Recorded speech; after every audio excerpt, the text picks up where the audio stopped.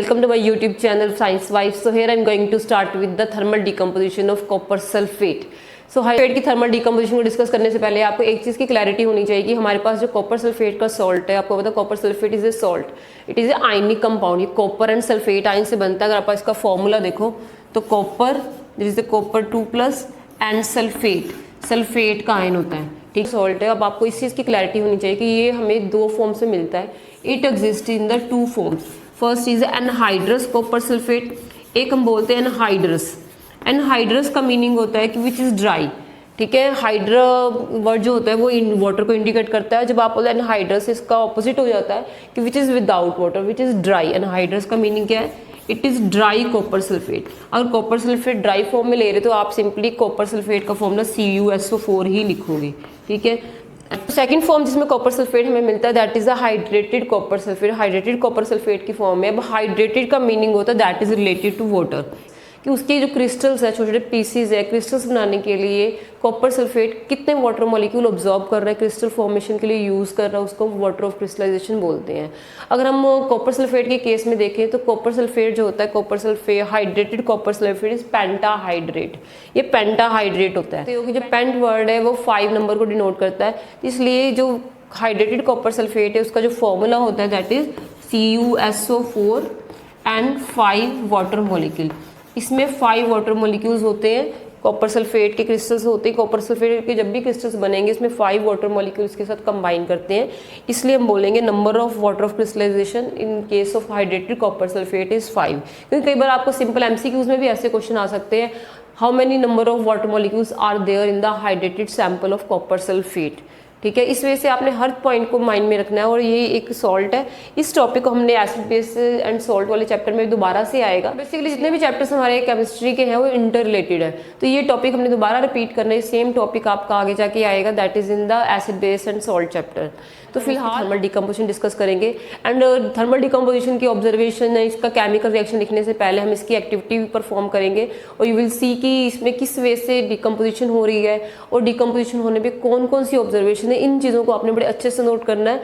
And so activity discuss करने के बाद हमसे रिलेटेड जो बोर्ड में क्वेश्चन आते हैं उनको उठाएंगे। So I we are going to decomposition of copper sulphate. Copper sulphate एक हाइड्रेटेड कंपाउंड है। इसमें अगर आप देखो तो कॉपर सल्फेट के फॉर्मूले में CuSO4 साथ में 5 वाटर मॉलिक्यूल है, कि 5 वाटर क्रिस्टल में 5 वाटर मॉलिक्यूल ऑफ क्रिस्टलाइजेशन होते हैं, तो 5 इसमें वाटर के मॉलिक्यूल है। आज हम नोटिस करेंगे कि कॉपर सल्फेट को जब हम हीट करते हैं तो इसमें क्या क्या चेंजेस आते हैं। सकते हैं कि कॉपर सल्फेट के जो क्रिस्टल है they are blue in colour, और जैसे ही आपने ब्लू कलर के क्रिस्टल्स को हीट करना है तो आपने ऑब्जर्वेशन देखनी है। यू कैन सी कि जैसे ही आप इसके ड्राई टेस्ट ट्यूब में हम कॉपर सल्फेट का सैंपल ले रहे हैं, सो बेटा अब आपने देखना है कि जैसे हम कॉपर सल्फेट को हीट करते हैं, हाइड्रेटेड कॉपर सल्फेट को, तो इसमें क्या क्या चेंजेस आते हैं। तो कलर आप कॉपर सल्फेट को देखो that is blue in colour. अब आपने देखना है कि जब इसको आप हीट करोगे, इसकी हीटिंग करने पे इसके कलर में क्या चेंजेस आएंगे या इसमें क्या ऑब्जर्वेशन है।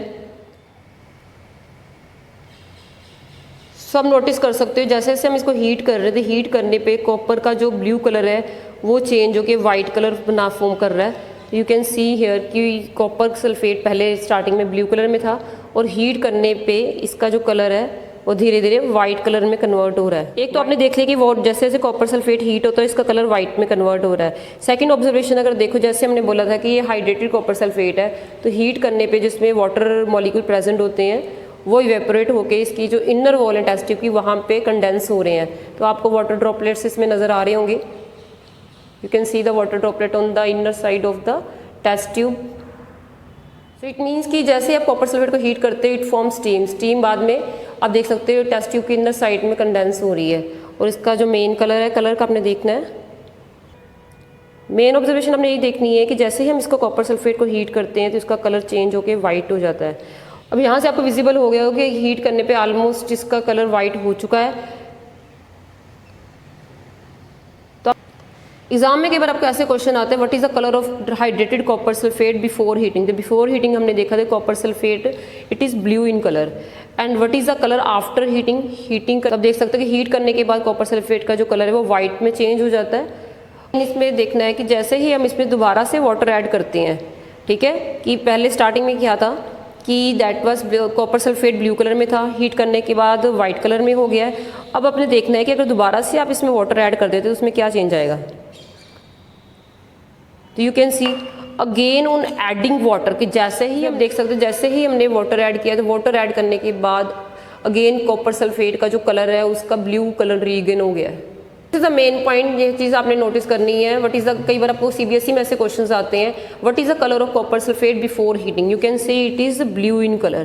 क्लियर हो गई कि जैसे ही हीट करने के बाद ये वाइट हो गया था, वाइट के बाद दोबारा जब आपने पानी इसमें ऐड किया तो ये कॉपर सल्फेट ने अपना ब्लू कलर रीगेन कर लिया है। तो this thermal decomposition of copper sulphate. Sulphate की डिकम्पोजिशन के एक्सपेरिमेंट को देखने के बाद आपको इस चीज़ की क्लैरिटी होगी कि जो कॉपर सल्फेट के क्रिस्टल्स है लैब में हमें ब्लू कलर में अवेलेबल होते हैं, ठीक है। तो वो हाइड्रेटेड फॉर्म में होते हैं, जैसे भी आपने देखा कि कॉपर सल्फेट हाइड्रेटेड फॉर्म में 5 वाटर मॉलिक्यूल्स होंगे, ओके। जब भी आप hydrated copper sulphate, this is a sample of hydrated, this is the hydrated copper sulphate, आप इसको सिंपली कॉपर सल्फेट भी लिख सकते हो, ठीक है। अब इसके बाद आपने देखा कि जैसे ही आपने हीट किया है, हीट करने पे भी आपने नोटिस किया कि हीट करने पे जो इसमें 5 वाटर मॉलिक्यूल्स हैं वो स्टीम फॉर्म करते हैं। स्टीम फॉर्म करने के बाद they just condense on the inner sides of the test tube. Test tube की जो साइड है, इनर वॉल्स हैं, वहाँ पे वो कंडेंस होकर वाटर ड्रॉपलेट शो कर रहे हैं। इट मीन्स कि जो 5 वाटर मॉलिक्यूल है डिकम्पोज होने के बाद इससे सेपरेट हो जाते हैं। इट मीन्स कि जो 5 वाटर मॉलिक्यूल्स आप इसको आप ब्रेक करके लिखोगे कि आप कॉपर सल्फेट जो है वो हमारे पास एनहाइड्रस सैंपल रह जाएगा। This is the anhydrous copper sulphate. Anhydrous means कि अब इसमें वाटर जो है वो निकल गया, दिस इज एनहाइड्रस। क्योंकि कॉपर सल्फेट में 5 वाटर मॉलिक्यूल जब स्टीम बन के उड़ जाते हैं तो इसमें आपके पास कॉपर सल्फेट एनहाइड्रस रह जाएगा और इसके साथ क्या बनेगा, 5 वाटर मॉलिक्यूल। और जो मेन आपने एक चीज़ नोटिस की है कि जैसे ही आप इसको हीट करते हैं, हीट करने से पहले कॉपर सल्फेट का जो कलर था that was blue in colour, वो ब्लू कलर में होता है, ठीक है। जैसे जैसे हम हीट करते जा रहे हैं, जो एनहाइड्रस कॉपर सल्फेट है that is white in colour. Very important point, CBSE में भी कई बार इसके रिलेटेड क्वेश्चंस आते हैं। हमारे जैसे एसिड बेस वाले चैप्टर में वहाँ पे एक एक्टिविटी है जिसको भी आप देख सकते हो।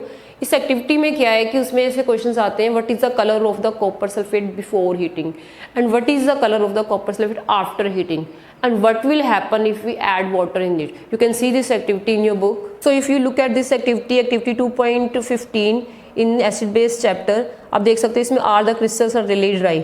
ये जो क्रिस्टल्स हमें मिलते हैं किसी भी सोल्ट के, वो ड्राई फॉर्म में ही मिलते हैं कि उसमें वाटर मॉलिक्यूल्स होते हैं। इस चीज़ को प्रूव करने के लिए ये जो एक्टिविटी इसमें आपको डायग्राम शो किया हुआ है कि कॉपर सल्फेट को हीट करने हैं।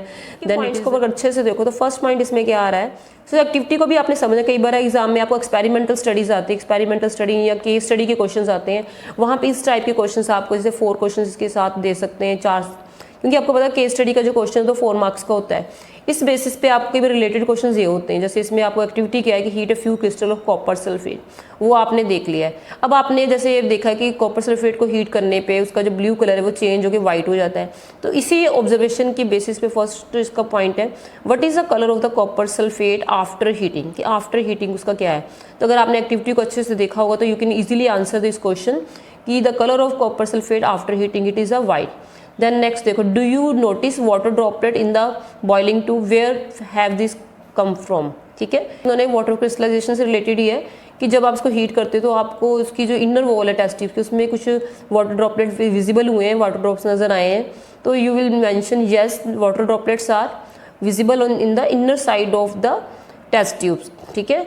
And where have these come from, इसका आंसर आई थिंक आपको क्लियर हो गया होगा। जैसे हमने भी डिस्कस किया ही कॉपर सल्फेट के क्रिस्टल बनते हैं तो क्रिस्टल फॉर्मेशन में वो 5 वाटर मॉलिक्यूल ऑब्जर्व करता है। इट मीन्स कि जैसे क्वेश्चन है कि वो जो 5 वाटर मॉलिक्यूल कहाँ से आए हैं, तो where have these come from, it means इसका आंसर क्या आएगा, 5 water molecule of water that come from the salt itself, वो कॉपर सल्फेट के हाइड्रेटेड सॉल्ट में से ही आए हैं। इन दिस वे अगर आप नेक्स्ट देखो, add 2 to 3 drop of water on the sample of copper sulphate. अगर हम दोबारा जैसे हम इसको हीट करते तो copper sulphate blue white colour में कन्वर्ट हो गया है। अब नेक्स्ट तो अगला क्वेश्चन है इसका, that is related to the observation after heating, की हीटिंग करने के बाद की ऑब्जर्वेशन से रिलेटेड है कि इसमें है कि आपके पास जब वाइट सैंपल हमारे पास आ जाएगा एनहाइड्रस कॉपर सल्फेट का, अगर उसमें फिर से आप 2-3 ड्रॉप डाल देते हो वाटर की तो उसमें क्या चेंज आता है। अभी आपने जैसे ऑब्जर्व किया होगा एक्टिविटी में, ठीक है, कि जैसे ही आप वो दोबारा से उस ड्राई सैंपल में वाटर ड्रॉप्स डालते हो तो जो कॉपर सल्फेट है, एनहाइड्रस कॉपर सल्फेट है, वो दोबारा अपना जो ओरिजिनल ब्लू कलर रीगेन कर लेता है, उसमें दोबारा से वो ब्लू कलर आ जाता है। तो इसमें यही चीज़ है, व्हाट डू यू ऑब्जर्व, तो आपने यही मेंशन करना, इसके आंसर में क्या आएगा, when we add some drops of water then again anhydrous copper sulfate it become hydrated and regain its blue color, that mixture become blue in color, is the blue color of the copper sulfate restored।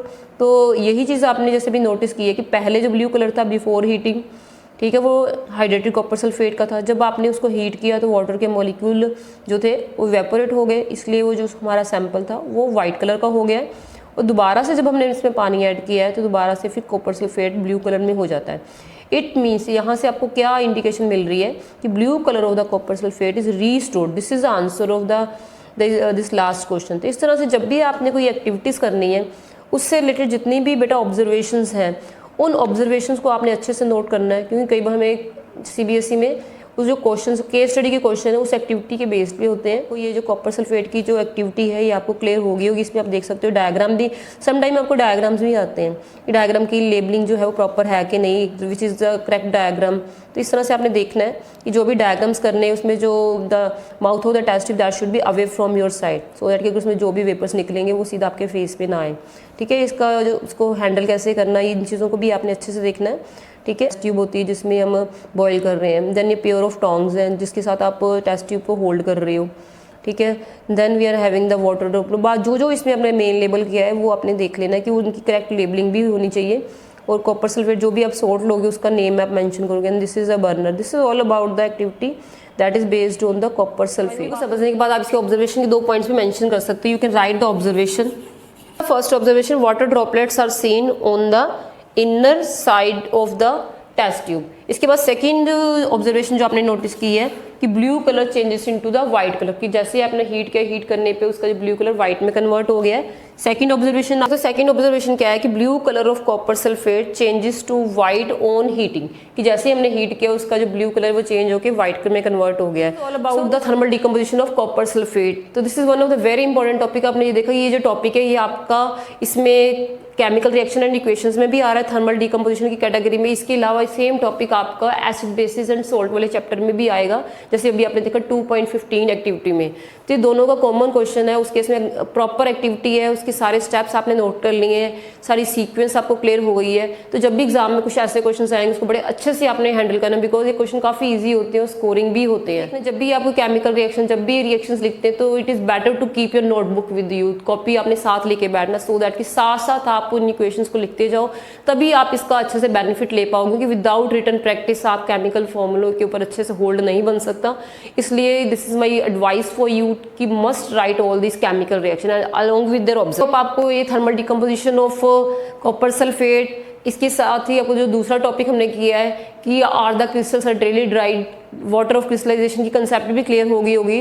जितने भी हम experiments करें, उनकी activities करें, उनकी आपको अच्छे से क्लैरिटी हो सके। उसके साथ ही केमिकल रिएक्शन कैसे लिखने, ऑब्जर्वेशन कौन कौन सी, इन सारी चीज़ों को हमने डिटेल में करना है। So stay connected with all the lecture of this series, so that भी आप चैप्टर करते हैं उनके ऊपर आपका कंप्लीट होल्ड होना चाहिए। कोई भी क्वेश्चन किसी भी एंगल से आ जाए, चाहे वो एक्टिविटी के बेसिस पे आ रहा है, चाहे वो रीजनिंग के बेसिस पे, चाहे ऑब्जर्वेशन के बेसिस पे आ रहा है, या फिर वो बैलेंसिंग ऑफ केमिकल इक्वेशन को लेके आ रहा है, कोई भी। क्योंकि एक जब आप केमिकल रिएक्शन करते हो उसमें एक ही क्वेश्चन रिलेटेड नहीं होता। Sometime they can ask you regarding the definition, कई बार डेफिनेशन आ जाती है, कई बार वो पूछ सकते हैं इसकी कंडीशंस क्या, what are the conditions for thermal, conditions क्या है, कंडीशन करने के बाद उसका ऑब्जर्वेशंस क्या है, ऑब्जर्वेशन के बाद उसका केमिकल इक्वेशन कैसे लिखनी है, देन उसका बैलेंस कैसे करना है, और उसके साथ फर्दर और भी activities related. There are so many questions with a single concept.